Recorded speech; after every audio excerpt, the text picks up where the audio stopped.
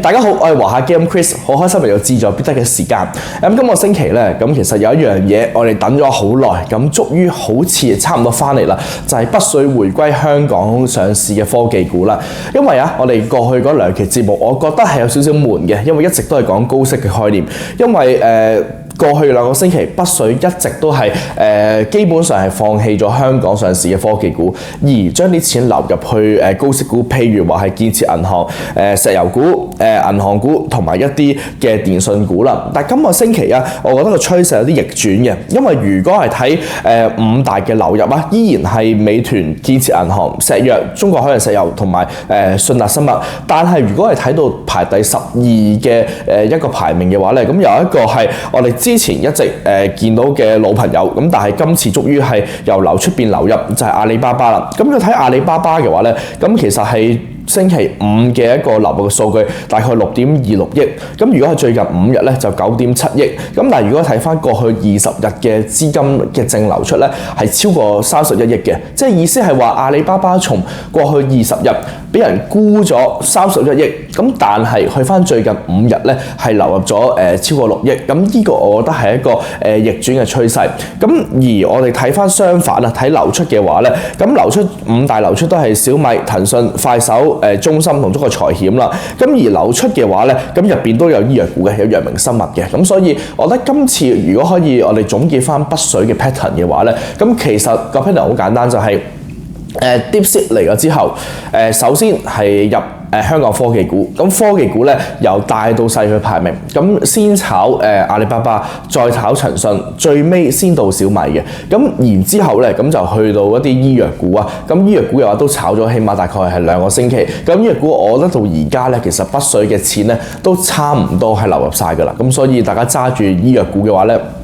可以先行係獲利咗先啦，咁而到最後咧就係一個高息嘅板塊啦。咁呢個咧其實同我哋一直所討論嘅投資策略啞鈴策略係不謀而合嘅，因為啞鈴兩邊都係重嘅，咁一邊咧就係買高息股，一邊咧就係買科技股。咁所以咧，咁如果我哋一旦啲錢其實係由高息股轉落去香港科技股入邊咧，咁我覺得會係對香港市場嘅另一波嘅炒作嚟嘅。咁如果係睇翻最近一啲係AI 嘅新聞咁其實有啲咩 update 咧？其實就係依然係我哋嘅首選係騰訊，咁阿里巴巴咧只係一個比較上係大佬嘅 AI 選擇啦。咁但係阿里巴巴嘅好消息就係咧，佢成個嘅雲計算咧，其實係中國入邊市佔率最大，咁而佢入邊嘅應用咧同騰訊係唔同嘅，因為騰訊佢嘅應用咧就會喺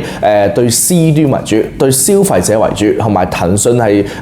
微信係全中國基本上係一開手機第一個嘅接口。但係阿里巴巴咧，佢最主要咧係做企業嘅生意，因為而家好多企業咧用嘅雲端嘅服務都係用阿里巴巴。咁但係阿里巴巴可唔可以氹到嗰啲公司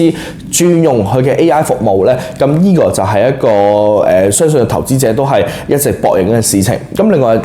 阿里巴巴最近都有個壞消息啦，就係佢同蘋果嘅合作啦，就係有機會俾人哋否決。咁呢個其實都唔算係好大嘅新聞嚟嘅，因為我相信佢同蘋果嘅一個合作咧，其實呢個都只係紙上談兵啦，都未有任何實際嘅操作。咁而投資者亦都對於呢件事咧冇任何嘅憧憬嘅。咁所以就算佢俾人 turn down 咗，都唔係一個好大嘅新聞。咁但係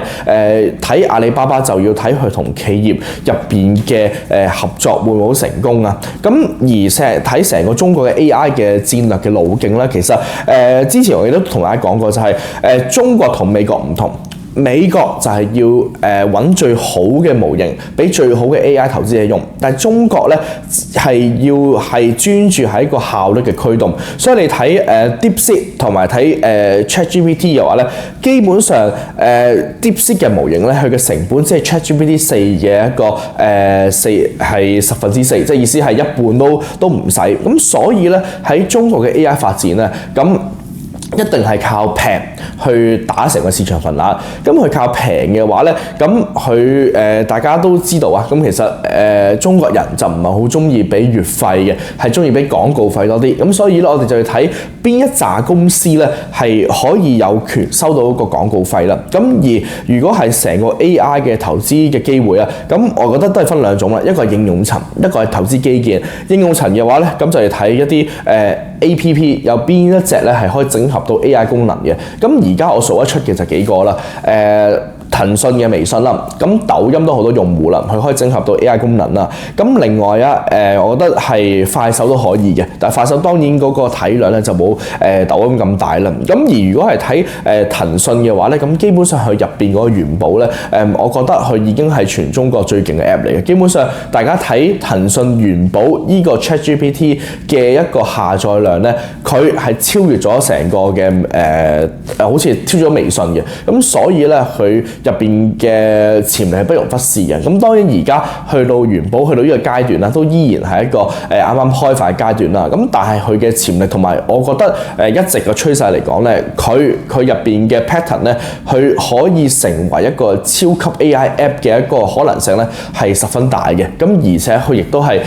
keep track 住啦。咁所以騰訊會係比較唔錯。咁你會問咯，咁點解騰訊基本面咁好咧？咁但係北水今次就係買阿里巴巴咧？咁其實我覺得呢個係階段嘅問題，因為如果係睇DeepSeek 一開始嘅出現啦，咁其實筆錢咧都係流去阿里巴巴為主嘅，因為佢市值最大，咁而且咧係最廣為人知嘅一間公司，咁同埋內地嘅被動資金咧，咁亦都係流騰訊係阿里巴巴係最大嘅。咁通常咧係個 pattern 就係先流入最大同埋最多投資者去buy 嘅一間公司，即係阿里巴巴。咁另外咧就會買相關公司啦，譬如就係騰訊。咁去到之後咧就會買一啲係同 AI 冇乜相關係炒作公司，譬如話係小米啦。咁所以我覺得而家阿里巴巴做一個好好嘅開頭，咁俾到大家咧就係而家 AI 發展依然好強勁。咁但係啊啲錢一直嚟講，之前嗰20日咧啲錢咧一直都係未入翻科技股。而家一旦啲錢入翻科技股嘅話咧，我覺得大家已經可以重新部署住大家科技股嘅一個策略啦。咁但係 AI 趁啲都要講噶啦，就係買 AI 淨係可以買應用層，硬件咧我建議大家就唔好買，即係譬如話做芯片嗰啲咧，咁我唔覺得會係一個好好嘅辦法，因為入邊一嚟個地緣政治風險好高，二嚟咧就係除咗中國之外啦，咁你睇美國公司咧，佢入邊對於成個 AI 嘅投資咧，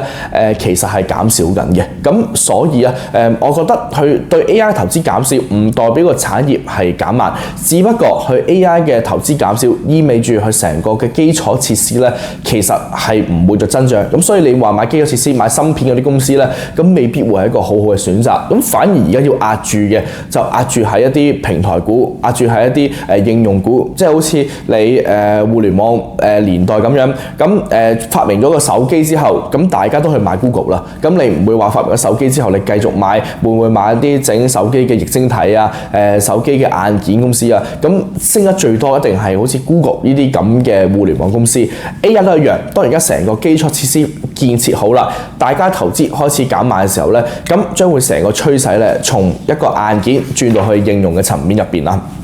咁所以騰訊，我覺得大家而家可以留意住。咁另外百度都係啦，咁百度係我哋一直覺得投資者忽略咗嘅 AI 股，但係佢嘅潛力係好大嘅。咁騰訊、百度同埋快手咧，咁大家可以留意住。咁如果係睇翻最近一啲宏觀嘅數據咧，咁其實中國嘅經濟數據我覺得係麻麻地嘅。如果你睇 PMI 數據，佢依然係由如果睇製造業就係49.5啦，佢如果睇財新嗰個咧就係48.3，即係跌穿過50啦。咁但係大家就話去關注住6月18同10月9號陸家嘴嗰啲財政政策啦。咁我哋之前有講過啊，其實貨幣政策就係上半年國家嘅着力。到底財政政策幾時出呢？咁有機會6月出，咁佢喺陸家嘴論壇出呢？定係喺之後嘅其他情況出呢？呢個唔知嘅。咁但係財政政策就算今次出呢，我哋覺得個力度都唔會算係特別大啦。咁而大家其實點解一直以嚟大家啲錢呢係沽出咁多港股呢？其實我都係同Donald Trump 係有關啦。咁而其實今次嚟講呢，雖然係話中美係有一個談判啦，咁但係其實佢呢個談判其實實如果睇翻過往 pattern 嚟講咧，